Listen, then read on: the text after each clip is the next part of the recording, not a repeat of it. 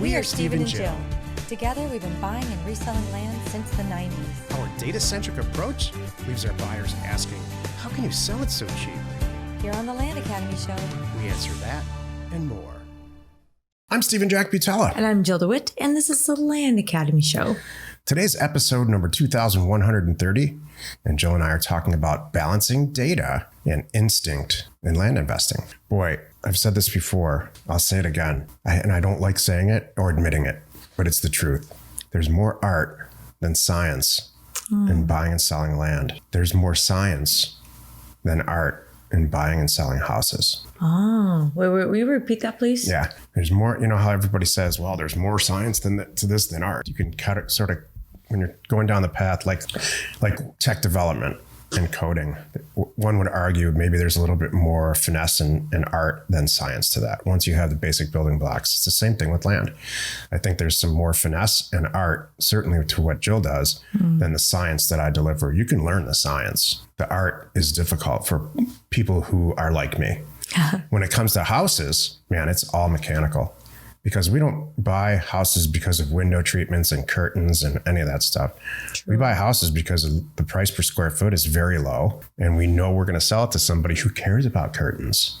Mm-hmm. And every 3-bedroom, 2-bath with a 2-car garage in that zip code is gobbled up inside of 30 days. Yep. It's all data and mechanical. Every single one of them. But we'll get into that in a second. Yeah. This week, all week, Jill and I are talking about land research. I love this. Mm-hmm. Jill, maybe not so much. Each day on the show, go ahead.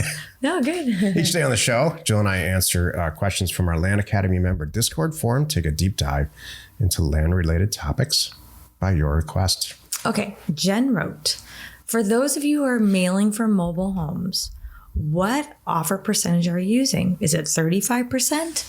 Thanks in advance. Well, since we're talking about land and houses today, I put this question in here because when we go to, Jill and I buy and sell land, we buy land for 20 or 30% and we resell it for more, usually 60, 80% of what it's worth quickly. We also buy houses, and we buy houses not on a percentage basis. And the same thing goes for mobile homes. We implement what Jill and I call, or what I devised again, was one of the products I've always been using, but I eventually everybody wanted to know. So I explained it as I will here and gave it a cute little name. We call it smart pricing service. Jill and I own a company called Offers to Owners. It's a mailing company specifically designed, this is all we do, designed for sending people, implementing your offer, blind offer campaign to real estate owners. In that smart pricing concept, we take a real estate asset that has a post office address. Most land does not. And a mobile home is one of those things. They get mail there. The post office has assigned it an address. Therefore, in general, the algorithms around the internet, like Zillow and Realtor.com and DataTree, and there's lots now. There used to be 3 or 4 and that's it, have assigned some value to it. Their algorithms looks at it, says, hopefully it's a mobile home, it's XYZ square footage, it's on some type of acreage, it's in a great area, not great area, whatever, and it gives it a value. Maybe it's $139,000. So Zillow gives it $139,000. DataTree gives it $180,000 value, and on and on and on. And you take the average of all those values. We use I handpicked 6 sources of algorithms to take an average. And that average might come out to, let's say, $150,000. Now you decide what offer you want to make. It's not a percentage. It's a dollar amount for us. If it's worth $150,000, do you want to send an offer for $20,000? I don't think so. I think that's way too low and crazy. For land, not crazy at all. $150,000 piece of land, somebody inherited it, they don't care anymore, they get a letter from me, hey, we'll give you $25,000 and we'll pay you on Friday. And they call Jill and she says, this is how it's going to go. If they own a mobile home, they get the letter and they throw it away. It's too small of an amount. They might even have a mortgage on it that's higher than that. Sure. So we choose, if we want to make $30,000 on it or $20,000 on it, we choose to send them an offer for $120,000. Or $90,000 or some number like that. So imagine looking at all that data in a line in a spreadsheet and saying, okay, the algorithm came out to this. It's $150,000, $90,000 sales. Sounds good. And then looking down that spreadsheet 10,000 lines later where you've automatically calculated all that, and you're going to use that to send out your offer campaign. That's smart pricing service. We do that for all that for you. You just tell us $40,000 is what I want to make. And the higher the dollar amount, like there's, let's just say the San Diego area, you can have a $500,000 mobile home. So the higher the dollar amount, the more you can make, just so you know. Like, you know, something for $500,000, you could probably pick it up for $350,000. That's not crazy. Jill and I are doing a deal right now to give you another extreme example for a house that's on a lake that's worth about 2.5. We sent the offer out at around 900,000, $1 million. And she's going back and forth with the seller between 1.3 and 1.7. Between us here in front of the microphones on either side of the mic, I guess, 1.7 probably works. In that case, we'll probably sell it for 1.8, 1.9, make a couple $100,000. Everybody's happy. Unless Jill talks Jack into keeping it. It's a pretty nice house. Pretty sweet spot. You want to have that meeting right now? Yeah, no. No, I don't. You can't yell at each other no, when on the camera. It's recorded, and I don't. I want. It's good.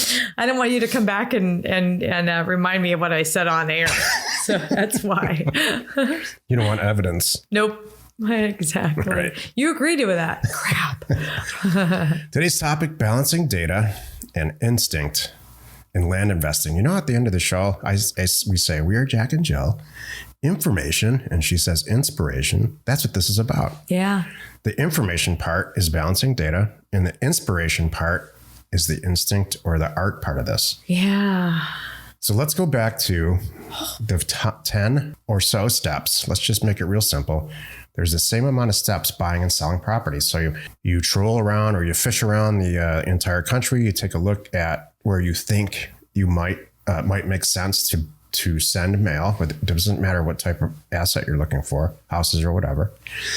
You have a theory that, I don't know, Duluth, Minnesota might work for you. And so you take the data from Duluth, Minnesota, all the zip codes there. You throw it into the red, green, yellow test like we talked about yesterday. It either passes or it doesn't, or some of the zip codes pass, some don't, which is usually the case. And then I begin to, this is all on my side of the data part, the balancing data versus instinct, put together a mail campaign and get it out in the mail. At which time I wring my hands and say, well, that was a blast. I'm going to go take the ATVs out or whatever. Jill then starts to receive the phone calls from people that are interested in selling their property, not interested in selling their property, or maybe they're just plain livid. Who knows why? You notice that there's more livid people in the world? Yeah. Oh yeah, there are. I can't even begin to tell you that the comical ways that these owners prospective sellers are reaching out to me and what they're sharing with me, like all kinds of interesting images, and it's funny. So a little more angry. I used to have Jill's job a long time ago. Not a good idea. I don't have that instinct or that finesse or the true knack in Jill's soul to meet these people from where they're coming, talk to them about their real estate deal, and then find out whether or not they want to sell at the price that she wants or what their trigger is. Whatever. What do you do that makes this so magical? Because it really works. What's the instinct part of this? Well, first of all, the instinct part of it is when they call in, and it's usually two parts. It's the deal and the situation.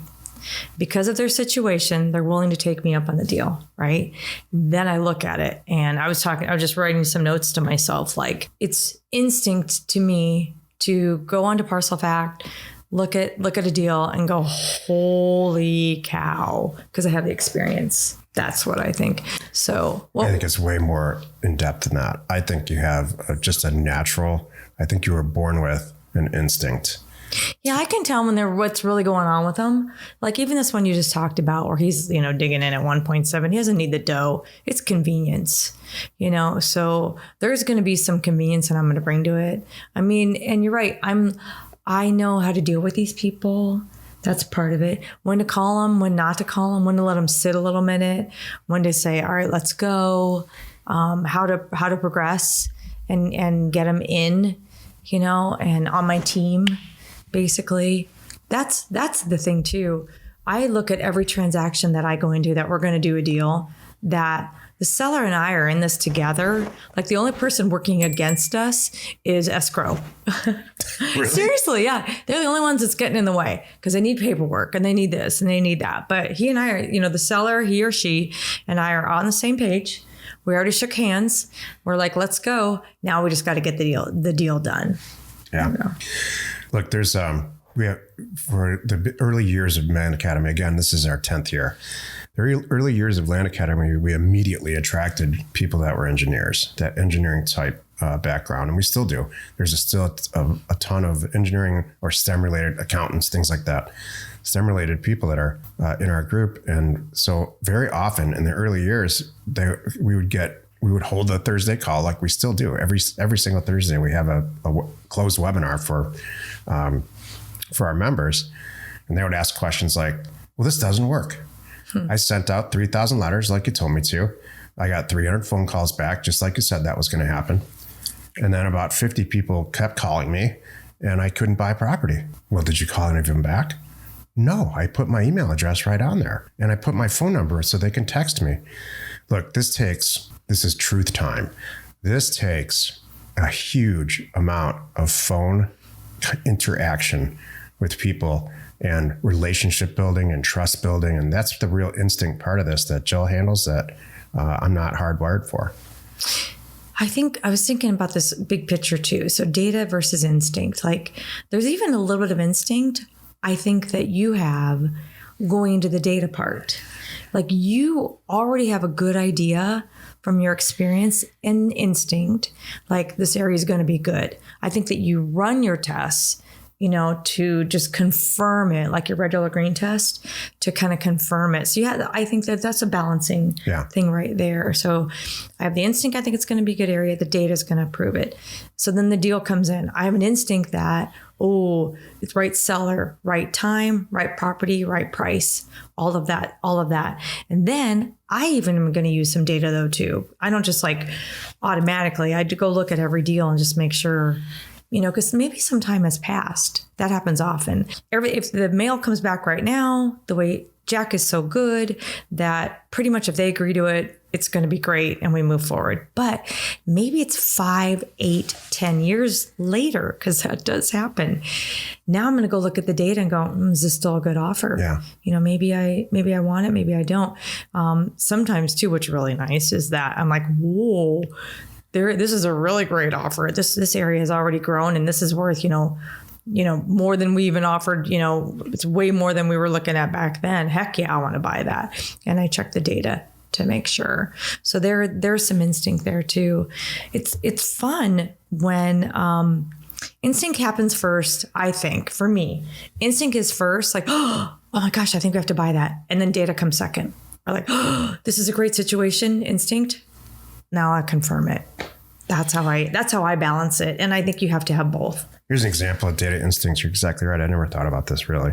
I mean, in this context, there are places in this country, Jill, and I can go right now, immediately, and buy property, half an acre, for about $1,000 with access and all of it, and go out there and put a house on it and live. And if you've been in the land business, you know where those places are too. If I tried to buy an acre in the city of Manhattan, it would cost $100 million, probably more. So I don't send mailers out to try to buy properties for a half acre property in Manhattan for $1,000. It doesn't make any sense. It just goes against my instinct. We know that the inner city, I don't mean inner city, I mean big city infill lot type properties are going to be way more expensive than like kind properties in a small town or in a really rural area. Same thing with farmland. I know how much farmland costs in Iowa just by doing a little bit of research and data research. So you're right. This is good. This was a good topic. Yeah. Thank you, team. Join us tomorrow where Jill and I talk about how technology is changing the future of land investing. You are not alone in your real estate ambition.